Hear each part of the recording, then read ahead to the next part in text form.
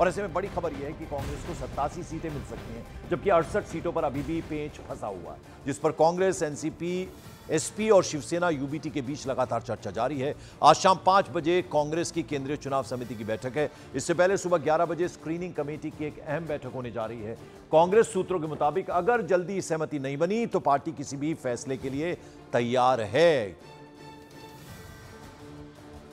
Negotiation चल रहा होगा एमवीए के बीच में। कल मुंबई में था तो वहाँ जो खबर लग रही थी 200-250 सीटों में लगभग सहमति है, ऐसा करके लोग बता रहे थे।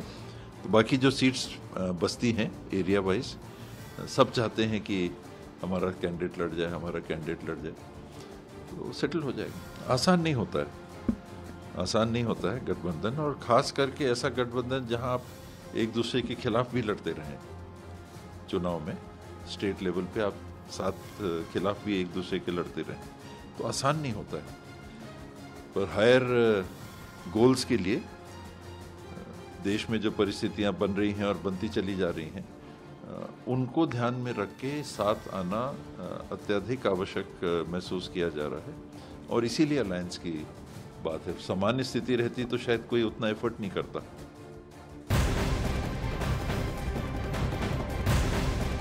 उधर भारतीय जनता पार्टी ने आज अपने 99 कैंडिडेट्स की पहली लिस्ट जारी कर दी है। इसमें कुछ नेताओं को टिकट मिला है तो किसी की टिकट कटी भी है। इस पहली लिस्ट में देवेंद्र फडणवीस, चंद्रशेखर बावनकुले, राधाकृष्ण विखे पाटिल, चंद्रकांत पाटिल, आशीष शेलार, पूर्व केंद्रीय राज्य मंत्री राव साहब दानवे के बेटे संतोष जैसे प्रमुख नामों की घोषणा कर दी गई। बता दें कि बीजेपी की पहली लिस्ट में 99 नामों में से 89 मौजूदा एमएलएस को फिर से टिकट दे दिया गया है, जबकि बीजेपी की पहली सूची में एक भी अल्पसंख्यक चेहरा नहीं है।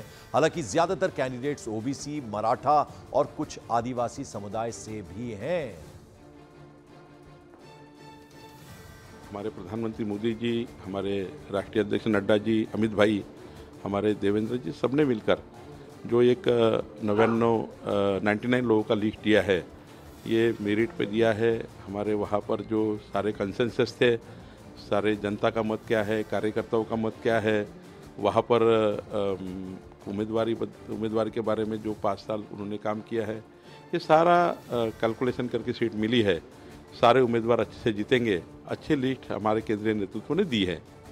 तो महाराष्ट्र की बात करें, एक तरफ महाविकास आघाड़ी में सीटों को लेकर माथापच्ची जारी है, तो वहीं दूसरी तरफ बीजेपी ने पहली लिस्ट में 99 कैंडिडेट्स का ऐलान कर दिया है।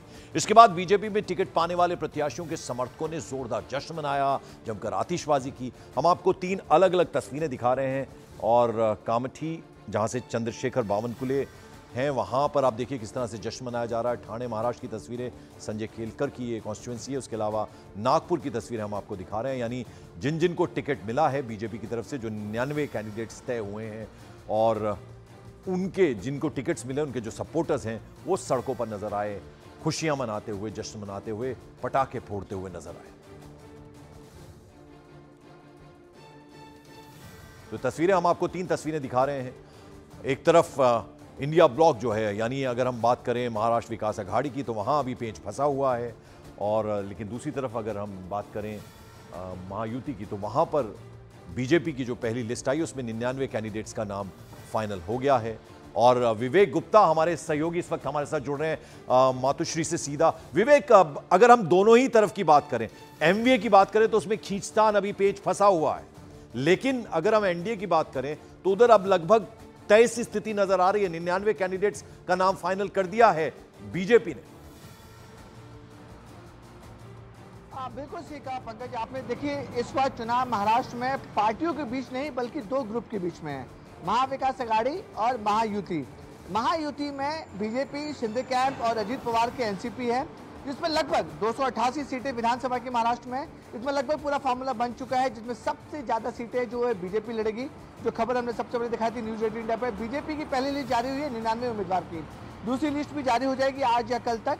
बीजेपी इस विधानसभा में 150 से ज्यादा सीटें लड़ रही है। वहीं शिंदे कैंप की जो है वो 90 से ज्यादा सीटें लड़ेगी, और अजीत पवार गुट 45 से ज्यादा सीटें लड़ेंगी। महायुति में जो फार्मूला है वो लगभग तय होता नजर आ रहा है, और लगभग वही नंबर्स रहेंगे। लेकिन महाविकास आघाड़ी में ऑल इज नॉट वेल, सब कुछ वहां पर ठीक नहीं चल रहा है। शुरुआत में शिवसेना उद्धव गुट के लोग जो कहते हैं सब कुछ ठीक चल रहा है, सीट शेयरिंग पे बात हो चुकी है, कुछ ही दिनों में ऐलान हो जाएगा। कांग्रेस भी बोल रही थी सब कुछ ठीक चल रहा है, शरद पवार भी बोलते सब कुछ ठीक चल रहा है, लेकिन 288 सीटों में से पंकज 220 सीटों पे तो सब कुछ ठीक चल रहा है, लेकिन बाकी की जो 68 सीटें हैं उसमें इतना पेच फंसा हुआ है कि ना ही उद्धव गुट पीछे हट रहा है, ना ही कांग्रेस पीछे हट रहा है। सूत्रों से जो जानकारी मिल रही है कि विदर्भ की सीटें और मुंबई की सीटें, क्या हम एमएमआर रीजन की बात करें, एमएमआर रीजन की अगर हम लेमन की भाषा बोले तो मुंबई मेट्रोपॉलिटन रीजन आता है, इसमें मुंबई, पालघर, नवी मुंबई और थाने, ये 4 जिले आते हैं। उसमें अब ये कहा जा रहा है कि 68 सीटों में से कांग्रेस जो है वो सबसे ज्यादा सीटें मांग रही है, 60 के आसपास सीटें मांग रही हैं, और बाकी जो 4-5 सीटें हैं वो बोल रही है कि उद्धव गुट डिवाइड कर ले और शरद पवार कर ले। लेकिन यही वजह है कि अब कांग्रेस इतनी ज्यादा सीटें मांग रही है, इसको लेकर उद्धव गुट का साफ तौर पर कहना है कि वो बिल्कुल भी कॉम्प्रोमाइज करने की तैयारी में नहीं है। कुछ ना कुछ सीटें उनको विदर्भ में भी चाहिए और एमएमआर रीजन में भी चाहिए। कांग्रेस पूरी तरह रिजिड बनी हुई है, बोले कि वो सीट शेयरिंग में बिल्कुल भी कॉम्प्रोमाइज नहीं करेगी। हद इस तक पहुंच गई कि संजय राउत ने कहा है कि यहाँ पे नाना पटोले कोई भी डिसीजन लेते हैं वो दिल्ली से पूछ के लेते हैं, हम डायरेक्ट दिल्ली से क्यों ना बात करें। यही वजह है कि कांग्रेस के तमाम नेता आज दिल्ली में मीटिंग कर रहे हैं।